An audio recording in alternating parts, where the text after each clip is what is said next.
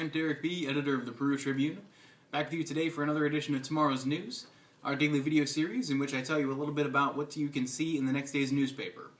Today is Wednesday, January 22nd, so I'll be telling you a little bit about what you can read tomorrow morning, Thursday, January 23rd, in the print Peru Tribune, or what you can find online tonight at perutribune.com.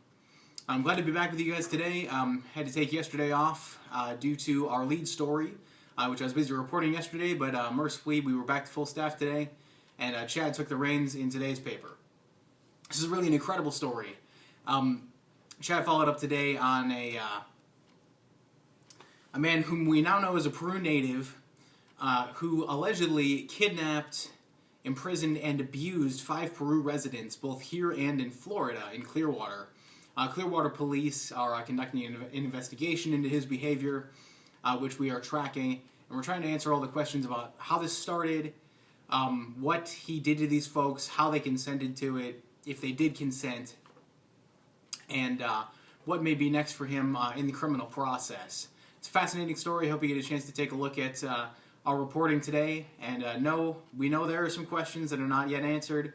We're going to be on police to answer them, and we're going to continue to follow this story as it progresses through Florida courts, possibly Indiana courts, and maybe even federal court. So stay tuned there. Also in our lead slot, right next to that story, is a story that we solicited on Facebook.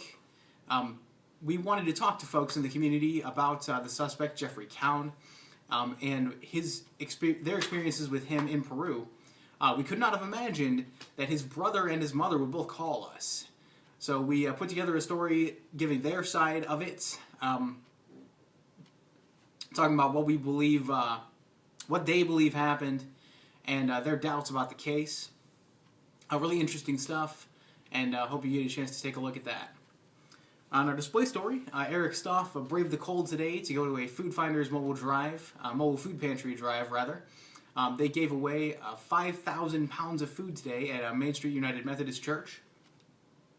Eric got to talk to the folks organizing the drive with Food Finders and with United Way of Miami County, and also to some folks who benefited from it. It's really great to see them back. They visited 4 times last year. They're going to try to bump that all the way up to 12 this year, which is fantastic for Miami County, which really has a big hunger issue. So thanks to Food Finders, and I hope folks will continue to support them.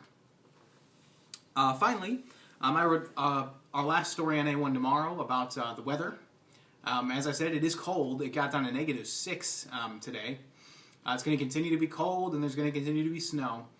Hope folks will pick up the Tribune and use it as they prepare to stay warm, stay safe, and plan around the snow for any travel you have coming up over the weekend, or maybe even as far as Super Bowl weekend.